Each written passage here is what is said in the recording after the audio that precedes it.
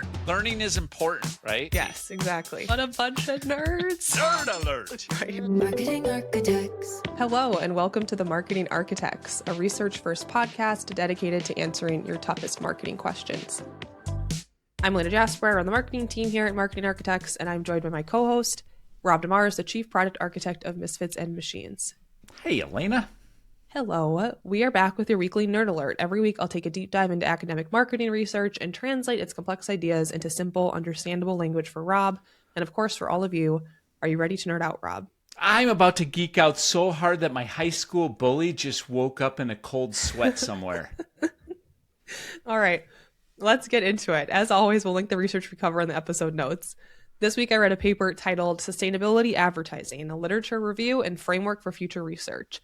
It was published in the International Journal of Advertising in 2023 by Shelley Rathie and Tyler Milfeld from Villanova University. And yes, this was inspired by having Tyler on the podcast a couple of weeks ago. I had to go dig into more of what he's done. Now, this isn't just one study, it's decades of sustainability research all summarized. But the authors are asking two tough questions.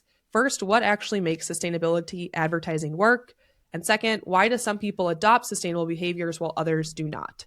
But before I get too far, Rob, I wanted to ask you, what percentage of consumers do you think say they want to buy sustainable brands?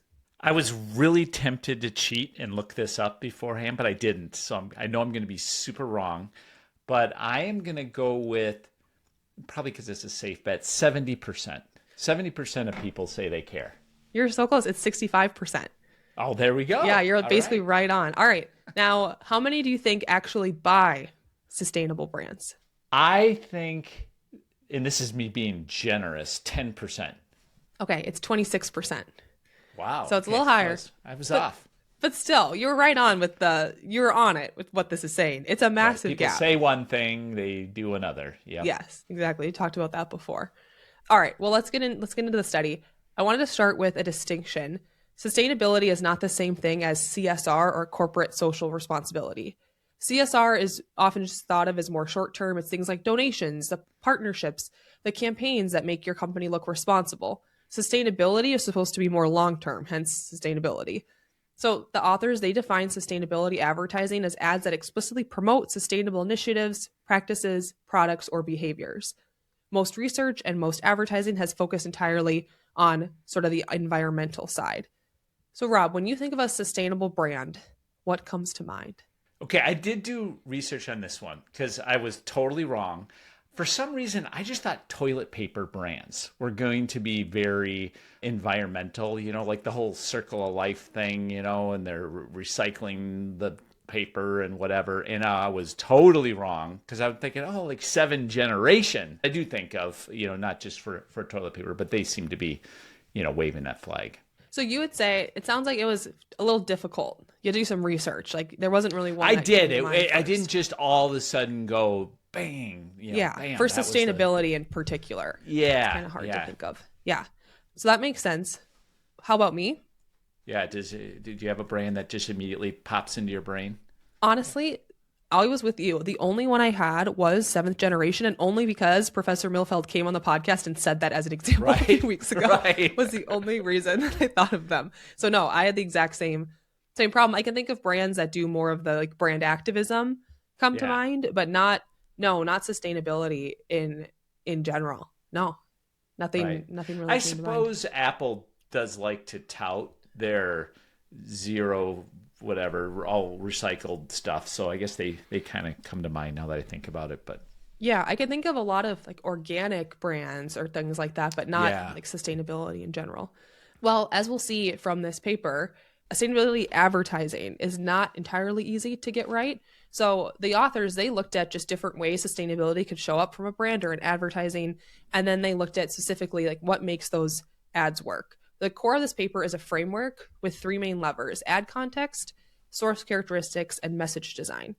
So let's start with ad context. Sustainability ads don't exist in a vacuum. They're shaped by what's happening around us. So global crises increase interest in sustainability, but brands can't just show up when it's convenient. So if you're going to have a sustainability message, it should feel authentic, not reactive. If it feels reactive, people are going to be skeptical of it, which makes sense. There's also a cultural layer. In cultures that prioritize community, sustainability messaging lands differently than in individualist cultures. Younger consumers also respond differently than older ones. Also, most research has been done in North America and Western Europe, and huge gaps remain in how these ads land elsewhere. Second, source characteristics. So this one is a little bit uncomfortable for big brands. Consumers don't trust sustainability messages equally. Your industry you're in, your brand's reputation, and your brand's history all matter.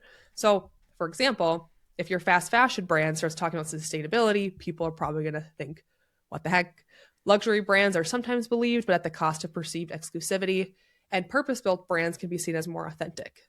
So here's something interesting. Consumers often trust third-party cues, like a certification your brand has, an independent label, more than your brand's own claims. But those cues can also backfire when they're overused, so there's sort of a sweet spot. And finally, we have message design. This is where most brands tend to make mistakes in sustainability messaging. So things to keep in mind. First, concrete beats abstract. So if you can share specific, verifiable claims, those are going to outperform vague promises. Second, fear is very risky. Fear appeals can increase awareness, but they often decrease brand favorability and trust.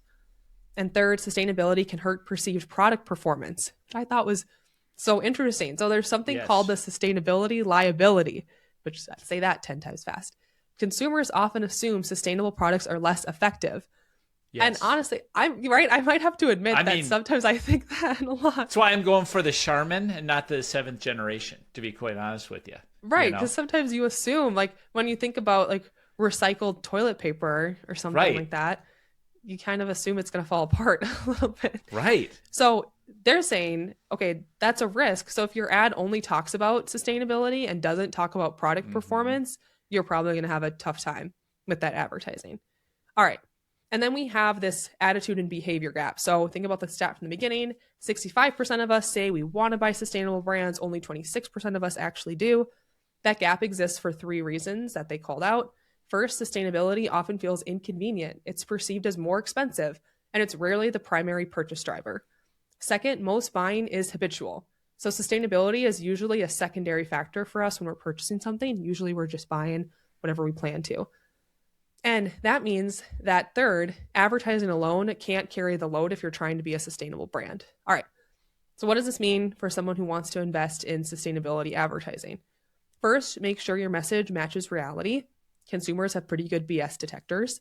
Second, performance still matters. So don't just trade effectiveness for ethics in your messaging. Lead with what the product does well, and then layer in the sustainability story. Third, less is more. Too many claims about sustainability will reduce your credibility. Pick 1 or 2 specific, verifiable things and then own them. And fourth, think long-term. Sustainability advertising works best when it's consistent, not campaign-based. So this shouldn't be a one-and-done message. So there's an opportunity for brands if they want to take it.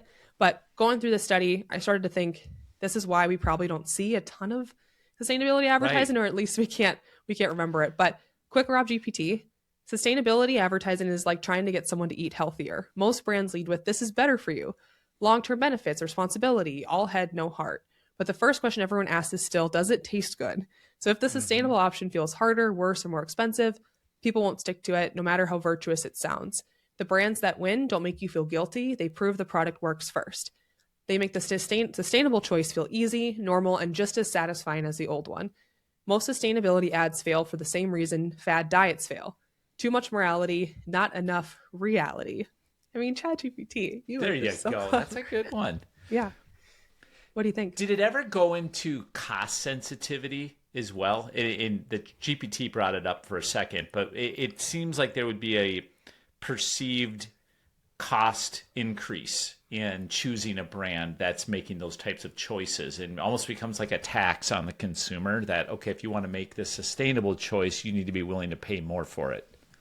You know, I don't remember that specifically. It might have been a part of it, but yeah, that's interesting because that is something I assume.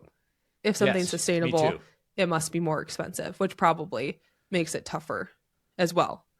Especially for people who are like, gosh, I want to choose the more sustainable one, but I choose my pocketbook first, which is kind of a reality that people need to deal with.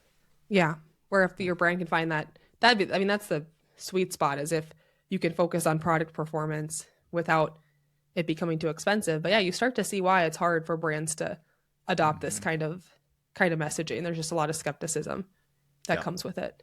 And that was interesting too about the communal versus individualist cultures. Like we live in the United States, which tends to be more individualist. So maybe that's why we also can't think of a lot of examples, because it's just less of a common message here. But yeah, I thought it was really interesting.